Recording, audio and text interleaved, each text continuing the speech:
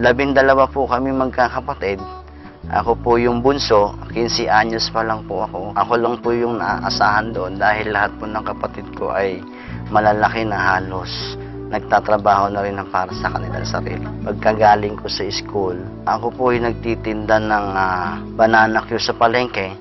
Nagtitinda rin ako ng plastic. Yung nanay ko ay nagtitinda lang siya ng banana cue din at ng palamig at ng mga dati ay sigarilyo. Doon lang namin kinukuha ang aming pambayad sa bahay, sa tubig, dahil nangungupahan lang po kami. Yung tatay ko naman siya naman ay nahilig sa bisyo, puro barkada. Inom dito, inom doon, ay uuwi siya lasing at pagkatapos ay maghahanap ng pagkain. Pag walang mahanap ng pagkain, ang bawat siya sa amin tatamaan. Kung hindi tatadyakan, susuntukin. Napasama siya sa isang trouble na tinatawag na robbery hold-up at nakapatay sila ng isang tao hanggang siya ay nakulong na ng 13 taon.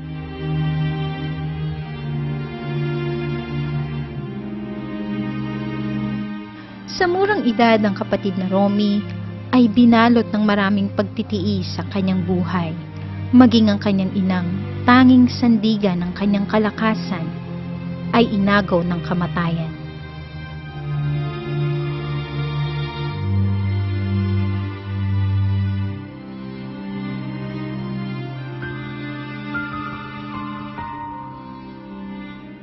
Ang kinamatay ng aking ina ay yung pong komplikasyon sa puso, pati yung pagtaas ng sugar niya. Ay dumating naman itong mga kapatid ko na may dalang problema. Yung kapatid ko ay naka-aksidente ng tao, nakapatay. Yung isa naman ang problema din nila niya na siya ay napagsamantalahan. Ang gulo ng pamilya namin. Ang hirap ng buhay at ang hirap hanapin ng kapayapaan. Kaya naging parang magulo na ang isip ko. Nahihirapan ako. Yung ganitong gulo ng sistema namin ay umiwas na lang ako. Nung ako ngayon ay high school na at nakilala ko nga si Tony Chua na anak ng doktor. Kaya nang ginawa ko noon, ako ay pumunta sa kaibigan ko na Chinese. Ito makakatulong sa akin kasi meron silang restaurant. Kaya habang ako ay nasa kanila, ay nag-aaral ako at ako ay katulong nila sa kanilang restaurant. At doon ay natuto ako na magluto 1987. At ako ay second year high school ako noon. Isang beses ay ako ay napag-utusan pumunta ng palengke.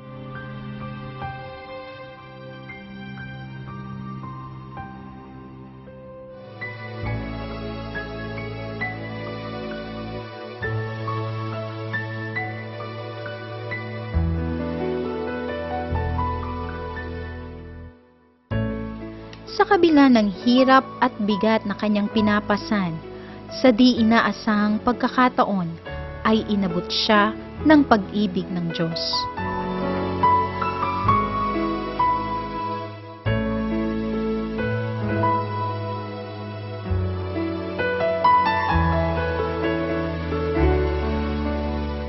Isang kabataan na sabi sa akin, makinig daw ako ng salita ng Diyos at ako ay pagpapalain ng Diyos.